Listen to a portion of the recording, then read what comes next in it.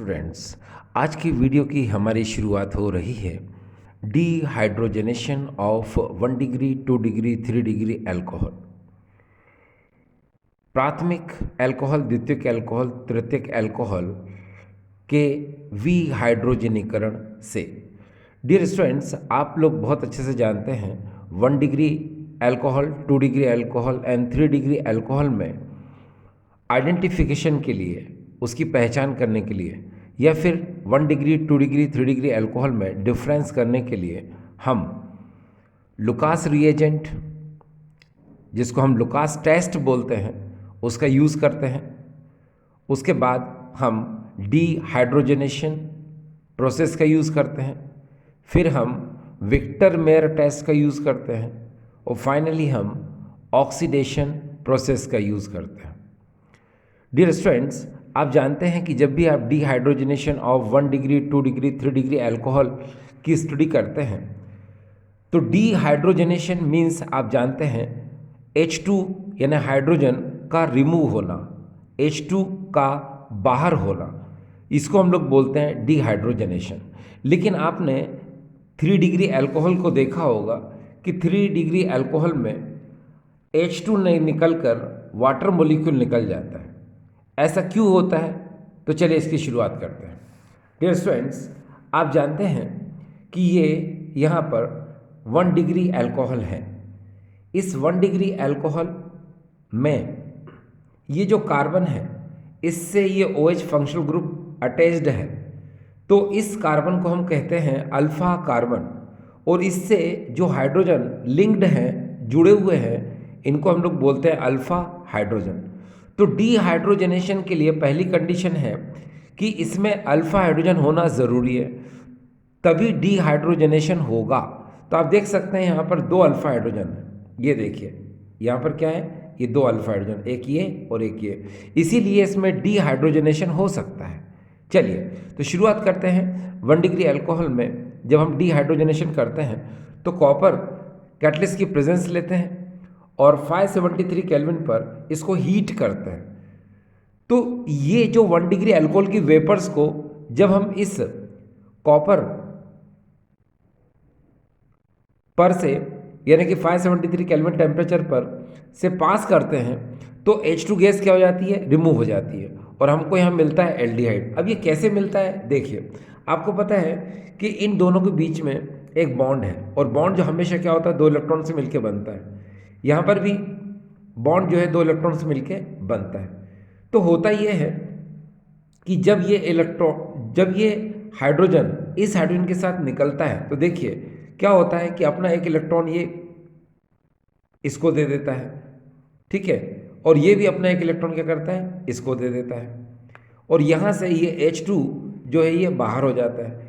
आपको पता है फिर से 2 इलेक्ट्रॉन बीच में आ गए, तो इनके बीच में क्या आ जाएगा, डबल बॉन्ड आ जाता है। तो इस तरह से ये एल्डिहाइड का फॉर्मेशन हो जाता है।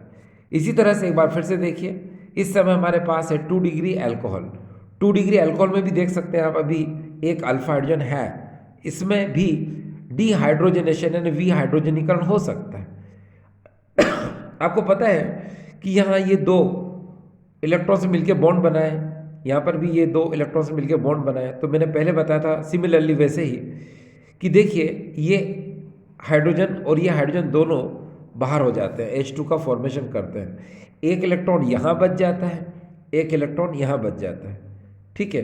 ये दोनों इलेक्ट्रॉन मिलकर फिर से बॉन्ड का फॉर्मेशन कर लेते हैं, जिससे CO के बीच में क्या आ जाता है, डबल बॉन्ड। ये देखिए, तो कीटोन का क्या हो जाता है, यहाँ पर फॉर्मेशन हो जाता है। अब हम बात करते हैं वही जिसके लिए हमें इंतज़ार था कि यहाँ अगर आप देखें तो ये 3 डिग्री अल्कोहल है।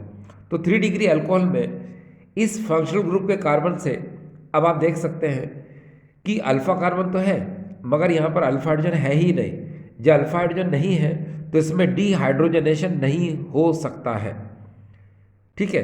तो होता ही है कि जब हम इस 3 डिग्री अल्कोहल की वेपर्स को कॉपर कैटलिस्ट से 573 केल्विन पर पास करते हैं, तो यहाँ पर अल्फा हाइड्रोजन नहीं होने की वजह से इसमें डीहाइड्रोजनेशन न होकर, यानी कि विहाइड्रोजनीकरण न होकर डीहाइड्रेशन हो जाता है, यानी कि निर्जलीकरण हो जाता है, ठीक है। अब निर्जलीकरण कैसे होता है, यानी कि डिहाइड्रेशन कैसे होता है, तो सुनिए, यहाँ ये जो CH3 है इसको आप कैसे लिख सकते हैं, इसको लिख सकते हैं आप CH2 और H, ऐसे लिख सकते हैं। तो ये H, ठीक है, और ये O और यहाँ का H, ये देखिए वाटर मॉलिक्यूल क्या हो जाता है, ये बना लेता है। क्योंकि अगर अल्फा हाइड्रोजन होता तो डीहाइड्रोजनेशन हो जाता, मगर यहाँ पर क्या हो रहा है कि डीहाइड्रेशन हो रहा है। डीहाइड्रेशन होने की वजह से यहाँ का OH और यहाँ का H क्या हो जाएगा, चला जाएगा, ये बाहर हो गया। तो इस कार्बन और ऑक्सीजन की वैलेंसी पूरी करने के लिए क्या होगा, बीच में डबल बॉन्ड आएगा। मैंने आपसे कहा था कि ये दो इलेक्ट्रॉन से मिलकर बॉन्ड बनता है, जब ये बाहर हो जाएगा तो एक इलेक्ट्रॉन छूट जाएगा। इसी तरह से जब ये H बाहर होगा तो एक इलेक्ट्रॉन छूट जाएगा, वो दोनों इलेक्ट्रॉन मिलकर बीच में क्या बना लेंगे, बॉन्ड। तो इस तरह से यहाँ पर ये कंपाउंड बन जाता है जिसको हम लोग बोलते हैं आइसोब्यूटीन। ठीक है, अगर इसके IUPAC नेमिंग की बात करेंगे तो आपको पता है यहाँ 1, ये 2, ये 3, तो इसको बोला जाएगा 2 मिथाइल प्रोप 1 ईन, जिसको हम लोग क्या 2 मिथाइल प्रोपिन भी बोल सकते हैं। ये देखिए 2 मिथाइल प्रोपिन। ठीक, तो ये बात आपको समझ में आई कि आखिर 3 डिग्री अल्कोहल में डीहाइड्रोजनेशन ना होकर डीहाइड्रेशन हो जाता है। क्यों, क्योंकि यहाँ पर अल्फा हाइड्रोजन है ही नहीं।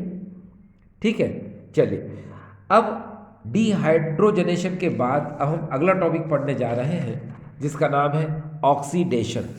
ये जो ऑक्सीडेशन मेथड है इसका यूज़ भी हम 1 डिग्री 2 डिग्री 3 डिग्री अल्कोहल के आइडेंटिफिकेशन के लिए, 1 डिग्री 2 डिग्री 3 डिग्री अल्कोहल में पहचान करने के लिए करते हैं। अब देखिए, सपोज यहाँ पर ये कोई एक अल्कोहल है, आप यहाँ पर चाहें तो HH भी लगा सकते हैं। अगर 1 डिग्री बनाना है, 2 डिग्री बनाना है तो एक रेडिकल लगा दो और H लगा दो, और 3 डिग्री बनाना है तो दोनों जगह पर रेडिकल लगा दो। तो यहाँ पर भी और यहाँ पर भी, एक बार फिर से देखिए, मैंने कहा अगर यहाँ पर तीनों जगह H आएगा तो 1 डिग्री अल्कोहल, और अगर मान लो यहाँ पर एक रेडिकल लगा दिया तो भी क्या होगा, वो 1 डिग्री अल्कोहल में ही काउंट होगा। और उसके बाद अगर आपने यहाँ पर 2 रेडिकल लगा दिए तो वो 2 डिग्री अल्कोहल हो जाएगा, और यहाँ 1 2 तीनों जगह पर अगर आपने 3 रेडिकल लगा दिए तो वो 3 डिग्री अल्कोहल में काउंट होगा।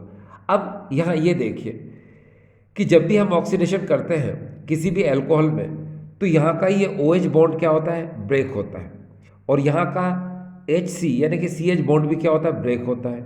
इसको बोलते हैं ब्रेकिंग बॉन्ड। ठीक है, यानी बंध का विखंडन, एक यहाँ से होगा और एक यहाँ से होगा।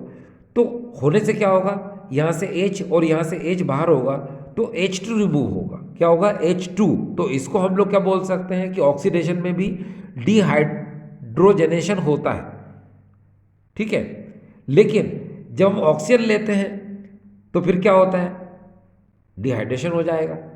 कैसे, देखिए बताते हैं कैसे, आपको एग्जाम्पल से ज़्यादा बेहतर क्लियर होगा।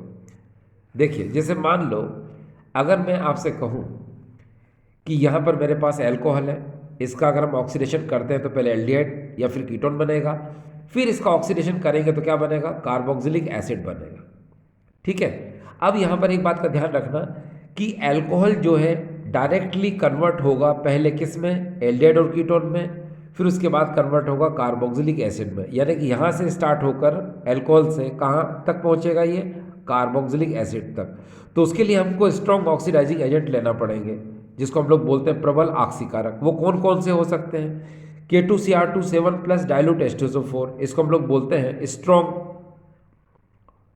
ऑक्सीडाइजिंग एजेंट, यानी कि एसिडिक K2Cr2O7 है ये। देखो K2Cr2 7+ डाइल्यूट H2SO4, तो ये एसिड है ये, तो इसको बोलेंगे हम acidic potassium dichromate, acidic K2Cr2 7। Similarly अगर हम चाहें तो यहाँ पर डाइल्यूट H2SO4 के साथ अगर हम KMnO4 ले लें तो इसको हम लोग बोलते हैं एसिडिक पोटेशियम परमैंगनेट या फिर एसिडिक KMnO4। तो अगर आप इनका यूज़ करेंगे, याद रखना, अगर आप स्ट्रॉन्ग ऑक्सीडाइजिंग का यूज़ करेंगे, स्ट्रॉन्ग ऑक्सीडाइजिंग एजेंट प्रबल ऑक्सीकारक का यूज़ करेंगे, तो अल्कोहल से डायरेक्ट हम किस में कन्वर्ट करा सकते हैं, कार्बोक्सिलिक एसिड में, क्योंकि पहले ये एल्डिहाइड और कीटोन में कन्वर्ट होगा, बाद में कार्बोक्सिलिक एसिड में कन्वर्ट होगा। लेकिन कभी कभी अगर हम कंट्रोल्ड ऑक्सीडेशन की बात करते हैं या नियंत्रित ऑक्सीकरण की बात करते हैं, जिसमें हमें क्या करना है, अल्कोहल से सिर्फ एल्डिहाइड और कीटोन बनाना है, हमको कार्बोक्सिलिक एसिड नहीं बनाना है, तो उस कंडीशन में हम क्या करते हैं, देखिए अल्कोहल से या तो फिर हमको एल्डिहाइड और कीटोन बनाना है, आगे हम कार्बोक्सिलिक एसिड नहीं चाहते हैं, तो उसके लिए हम यूज़ करते हैं पीसीसी। पीसीसी का मतलब होता है पिरिडीनियम क्लोरोक्रोमेट, पिरिडीनियम क्लोरोक्रोमेट, पिरिडीनियम क्लोरोक्रोमेट, जिसका फार्मूला होता है CrO3 dot C5H5N dot HCl। तो आपको समझ में आ रहा है ये, ठीक है। अब अगर आप इसका यूज़ नहीं करना चाहते तो CrO3 का भी यूज़ आप कर सकते हैं, ठीक है। इसको हम यूज़ करते वक्त बोलते हैं CrO3 इन एनहाइड्रस कंडीशन, ठीक है, या फिर आप डायरेक्ट CrO3 भी यूज़ कर सकते हैं। तो पीसीसी और CrO3 का जब आप यूज़ करेंगे अल्कोहल का ऑक्सीडेशन के लिए तो सिर्फ एल्डिहाइड और कीटोन ही बनेगा, आगे वो कार्बोक्सिलिक एसिड नहीं बनेगा। तो इसीलिए हम पीसीसी का और CrO3 का यूज़ करते हैं कंट्रोल्ड ऑक्सीडेशन के लिए, यानी कि नियंत्रित ऑक्सीकरण के लिए, जिसमें क्या होगा, अल्कोहल से एल्डिहाइड और कीटोन का फॉर्मेशन होगा मगर कार्बोक्सिलिक एसिड में कन्वर्ट नहीं होगा।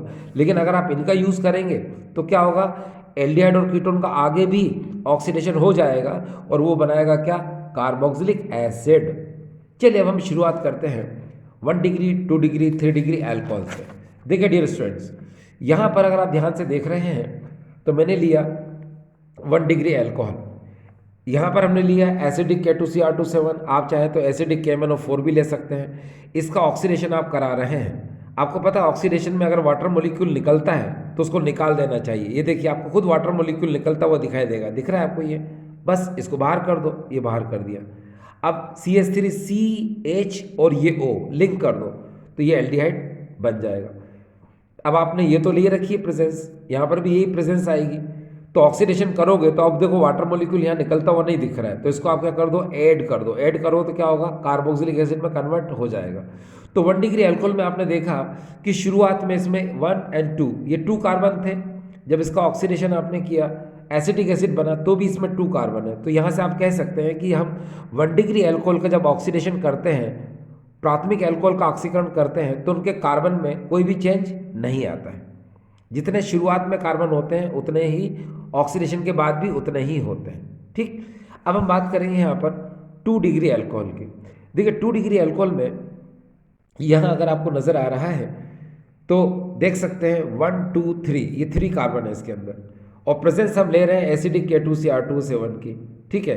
अब हम क्या कराएंगे, इसका भी यहाँ पर ऑक्सीडेशन हमने करा दिया। ये देखिए नेसेंट ऑक्सीजन हमने ले लिया। आपको पता है K2Cr2 7 एंड डाइल्यूट H2SO4, मतलब K2Cr2 7 एंड डाइल्यूट H2SO4 की वजह से ये नेसेंट ऑक्सीजन क्या होते हैं, प्रोड्यूस होते हैं। ये नेसेंट ऑक्सीजन कहाँ से आते हैं, K2Cr2 7 एंड डाइल्यूट H2SO4 जब आपस में रिएक्शन करते हैं तो ये नेसेंट ऑक्सीजन आता है, और यही नेसेंट ऑक्सीजन का यूज़ हम करते हैं किसके लिए, ऑक्सीडेशन के लिए। अब आप खुद देखिए यहाँ से भी आपको वाटर मॉलिक्यूल निकलता हुआ दिख रहा है, ये देखिए, तो उसको निकाल दो और ऑक्सीजन को लिंक कर दो इसमें, तो क्या बन जाएगा, ये एसीटोन बन जाएगा, ठीक है। अब एसीटोन का फिर से क्या करेंगे हम, 4 ऑक्सीजन के साथ क्या कराएंगे, ऑक्सीडेशन कराएंगे। तो क्या होगा, ये जो CH3 है इसको आप कैसे खोल सकते हो, देखो इसको ऐसे लिख सकते हो CH and that is H2, लिख लिया। अब ऑक्सीजन कितने यहाँ पर 4 है, तो उनको आप ऐसे कर दीजिए। सबसे पहले धीरे से यहाँ से वाटर मॉलिक्यूल निकाल दिया आपने, ठीक है, ये देखिए वाटर मॉलिक्यूल आपने निकाल दिया। फिर उसके बाद क्या होगा, यहाँ पर एक चीज़ और देखिए कि यहाँ से C और यहाँ से O2, ये CO2 भी बाहर कर दो, तो यहाँ से क्या होगा, ये CO2 भी क्या हो जाएगा, ये बाहर हो जाएगा, ठीक है। अब ध्यान देने की ज़रूरत है, यहाँ पर क्या बचा, O और यहाँ क्या बचा, H, ठीक है। तो यहाँ पर क्या होगा, आपको पता है CH3CO पहले से बाकी था क्योंकि हमने CH3 को डिकम्पोज किया था, यानी कि ब्रेक किया था। तो CH3CO और ये O और ये H मिलके क्या बना लेंगे, एसिटिक एसिड बना लेंगे। तो आपने देखा इसमें कितने कार्बन है, 2 कार्बन है। तो आप कह सकते हैं कि 2 डिग्री अल्कोहल का जब हम ऑक्सीडेशन करते हैं तो इनिशियली यानी कि आरंभ में इसमें जो 3 कार्बन होते हैं वो बाद में कन्वर्ट हो जाते हैं कितने में, 2 कार्बन में। तो हम कह सकते हैं कि 2 डिग्री अल्कोहल का हम ऑक्सीडेशन करते हैं तो उसमें एक कार्बन क्या हो जाता है, कम हो जाता है। देखो 3 से कितना हो गया, 2, यानी 1 कार्बन क्या हो गया, कम। जबकि इधर आपने देखा था कार्बन में क्या आया, इधर भी 2 कार्बन, इधर भी 2 कार्बन। तो इस 1 डिग्री अल्कोहल के ऑक्सीडेशन में कोई भी कार्बन में चेंज नहीं आता है। लेकिन 2 डिग्री में क्या होता है, एक कार्बन क्या हो जाता है, रिड्यूस, कम हो जाता है, डिक्रीज हो जाता है। अब इसी तरह से हम बात करेंगे यहाँ पर 3 डिग्री अल्कोहल की। तो देखिए डियर, 3 डिग्री अल्कोहल में अगर आप इस कार्बन को देखें तो यहाँ पर अल्फा कार्बन तो है मगर अल्फा हाइड्रोजन नहीं है। तो मैं अगर आपसे एक बात बोल रहा था कि अगर हम इसमें देखें अल्फा हाइड्रोजन था तो ऑक्सीडेशन इजीली हो गया, इसमें भी अल्फा हाइड्रोजन था तो इसमें भी ऑक्सीडेशन इजीली हो गया, मगर 3 डिग्री अल्कोहल में आप देख सकते हैं यहाँ पर कोई भी अल्फा हाइड्रोजन है ही नहीं। तो अल्फा हाइड्रोजन नहीं होने की वजह से क्या होगा कि इसका इजीली ऑक्सीडेशन नहीं हो पाएगा। अगर हम मान लो अल्कलाइन KMnO4 का यूज़ करते हैं या फिर न्यूट्रल KMnO4 का यूज़ करते हैं तो याद रखिएगा कि 3 डिग्री अल्कोहल का कोई भी ऑक्सीडेशन नहीं होगा, यानी नॉट ऑक्सीडाइज। हाँ, अगर हम इस 3 डिग्री अल्कोहल में एसिडिक KMnO4 का यूज़ करते हैं या फिर एसिडिक K2Cr2O7 का यूज़ करते हैं, है ना, एसिडिक KMnO4 या फिर एसिडिक K2Cr2O7 का यूज़ करते हैं तो फिर इसका क्या हो जाएगा, ऑक्सीडेशन हो जाएगा। ठीक है, लेकिन अभी आपको यहाँ पर एक बात देखना है कि सुनिए, होता यह है कि 3 डिग्री अल्कोहल में ये जो C और OH के बीच का बॉन्ड है ये काफ़ी स्ट्रांग हो जाता है। एक तो वजह यह है कि CH3 यहाँ पर नंबर ऑफ 3 है, तो इसमें प्लस इफेक्ट क्या होता है, बहुत ज़्यादा होता है। प्लस इफेक्ट होने की वजह से यहाँ पर कार्बन पे इलेक्ट्रॉन डेंसिटी क्या होती है, ज़्यादा हो जाती है और OH के बीच का बॉन्ड क्या हो जाता है, बहुत ज़्यादा स्ट्रांग होता है। ठीक है, तो इसका ऑक्सीडेशन नहीं हो पाता, इसलिए हम क्या करते हैं, strong oxidising agent concentrate HNO3 का यूज़ करते हैं। अब ये जो कंसंट्रेट HNO3 का यूज़ करते हैं तो होता ये है कि यहाँ से क्या होता है, वाटर मॉलिक्यूल निकलता है सबसे पहले। कैसे, जैसे CH3 है तो उसको ब्रेक करो CH2 और H में, तो यहाँ से क्या होगा, H2O बाहर हो जाएगा, ये बाहर हो गया। ठीक है, इसके बाद जब यहाँ से OH और H बाहर हो जाएगा तो यहाँ पर क्या बन जाएगा, आइसोब्यूटीन। तो आपने देखा यहाँ पर क्या बन चुका है, ये आइसोब्यूटीन बन गया। ठीक, तो यहाँ पर याद रखने की जरूरत है कि 3 डिग्री अल्कोहल में जब भी आप ऑक्सीडेशन कराओगे तो कंसंट्रेट HNO3 आपको लेना ही पड़ेगा। ठीक है, उसके बाद हम इसका ऑक्सीडेशन करा पाएंगे, अदरवाइज इसका ऑक्सीडेशन नहीं होगा। ठीक है, आपने देख लिया था यहाँ पर कि न्यूट्रल KMnO4 लिया तो ऑक्सीडेशन नहीं हुआ, अल्कलाइन KMnO4 लिया इसका ऑक्सीडेशन नहीं हुआ, लेकिन कंसंट्रेट HNO3 लेने पर इसका ऑक्सीडेशन हमने करा दिया। तो क्या होता है कि यहाँ पर आइसोब्यूटीन यानी कि 2 मिथाइल प्रोपिन का यूज़ हो गया। अब आप क्या कर सकते हैं कि यहाँ पर आपको पता है कि अब ऑक्सीडेशन तो कंटिन्यू हो ही जाएगा, तो यहाँ पर फिर से आपने ऑक्सीजन कितने ले लिए, 4। अब जब आप 4 ऑक्सीजन लेंगे तो क्या होगा, ये देखिए, इसको यहाँ ऐसे कर दिया जाए, 1 2 3 4 ऐसे आपने कर दिया। तो आप क्या कर सकते हो, इसको यहाँ ना लिख करके देखो, मैं यहाँ लिख देता हूँ, ये देखिए 1 2 3 4। तो देखो पहले क्या होगा, यहाँ से एक H2 बाहर कर दो, कर दिया। फिर यहाँ से क्या होगा, C और यहाँ से 2 ऑक्सीजन, ये भी बाहर कर दो, CO2 भी क्या हो गया, यहाँ से ये बाहर हो गया। अब एक ऑक्सीजन बचा, बीच में रख दो, तो क्या बन जाएगा, ये एसीटोन बन जाएगा। बन गया, आपने देख लिया, CO2 बाहर हुआ भाई, ये देखो H2O भी बाहर हो गया। ठीक है, ये देखिए, देखो H2O यहाँ से और CO2 यहाँ से, एक ऑक्सीजन बच गया, बीच में रख दो, क्या बन जाएगा, एसीटोन। और एसीटोन का फिर से आप ऑक्सीडेशन कर दोगे 4 ऑक्सीजन के साथ। तो आपको पता है, आप पहले भी कर चुके हो, कहाँ पर, ये देखिए यहाँ पर। ठीक है, तो यहाँ पर भी क्या हो जाएगा, इजीली इसका ऑक्सीडेशन हो जाएगा, 4 ऑक्सीजन ले लो। ठीक है, तो इस CH3 को ब्रेक कर दो आप पहले, कैसे, CH और H2 में ऑक्सीजन कितने लिए आपने, 4, 1 2 3 4। तो देखो एक तो एक H2 बाहर कर दो, ये आपने यहाँ पर देखिए H2 बाहर कर दिया। फिर इसके बाद में क्या करोगे, एक CO2 बाहर कर दो, ये C, और यहाँ के 2 ऑक्सीजन बाहर कर दो, ये CO2 भी बाहर हो गया। अब यहाँ क्या बचा, ध्यान दीजिएगा, एक तो ऑक्सीजन बचा और एक H बचा, और यहाँ CH3CO बचा था, तो OH लिंक हो जाएगा, तो क्या बन जाएगा, एसिटिक एसिड बन जाएगा। तो इसमें कितने कार्बन है, इसमें देखिए 2 कार्बन है। ठीक है, और इसके शुरुआत में कितने कार्बन थे, अगर आप ध्यान से देखें, 1 2 3 4, यानी 4 कार्बन थे, ये देखिए। तो आप यहाँ समझ चुके हैं कि 3 डिग्री अल्कोहल का अगर हम ऑक्सीडेशन करें तो क्या होता है, 2 कार्बन क्या हो जाते हैं, उसमें डिक्रीज हो जाते हैं। तो इस तरह से आपने समझ लिया कि 1 डिग्री 2 डिग्री 3 डिग्री अल्कोहल में अगर हम आइडेंटिफिकेशन की बात करते हैं तो Lucas reagent, Victor Meyer test, dehydrogenation process and oxidation process का यूज़ होता है। ठीक है, और ऑक्सीडेशन में आपको ध्यान देने की जरूरत है कि 1 डिग्री अल्कोहल का जब आप ऑक्सीडेशन करोगे तो इसके कार्बन में कोई चेंज नहीं आएगा, लेकिन 2 डिग्री का जब आप ऑक्सीडेशन करोगे तो एक कार्बन कम हो जाएगा, और अगर 3 डिग्री अल्कोहल का ऑक्सीडेशन करोगे तो यहाँ पर 2 कार्बन क्या हो जाएंगे, कम हो जाएंगे। तो इस तरह से क्या हो जाता है कि ऑक्सीडेशन प्रोसेस हो जाता है। चलिए अब हम अगला टॉपिक